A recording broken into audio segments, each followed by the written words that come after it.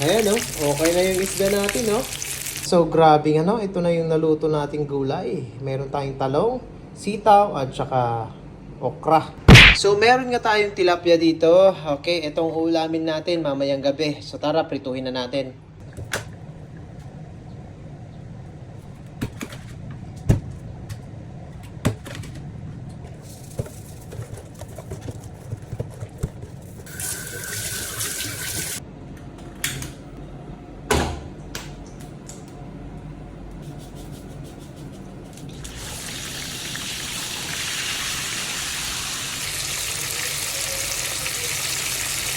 Siyempre, meron tayo ditong talbos ng kamote, konting sitaw, 2 pirasong talong, siyempre okra.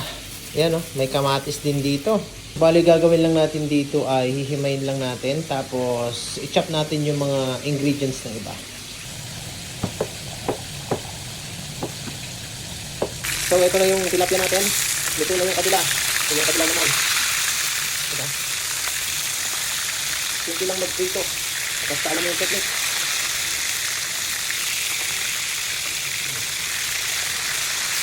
So yan nga, gawa tayo ng masarap na sauce para sa isda natin.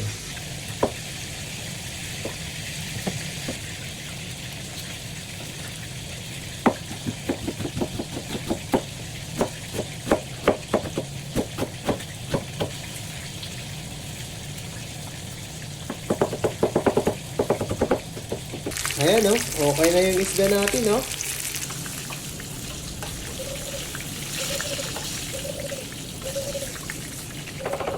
Siyempre, sunod natin yung mga gulay natin lutuin. Yan. At saka eto. Hugasan muna natin to. Yan.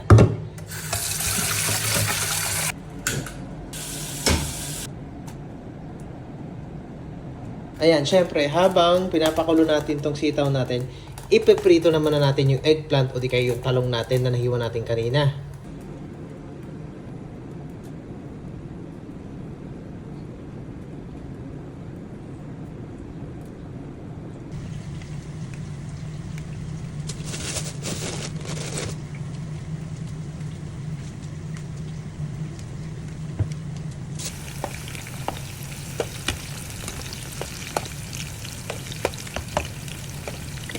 So, ito na nga yung naluto nating gulay.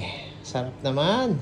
Siyempre, ito naman ang papakulo natin, palalambutin natin. Actually, mainit lang na tubig to eh. Tapos, banlaw lang. Pag okay na, kain na tayo. So, ito nga yung turo ng asawa ko. Ganito daw. Yan. Parang kulang ah. Takpan mo. Tsaka may lubog. Yan. Tapos yan. Lubog daw natin. Takpan mo ng plato. Tapos, saka natin tatakpan.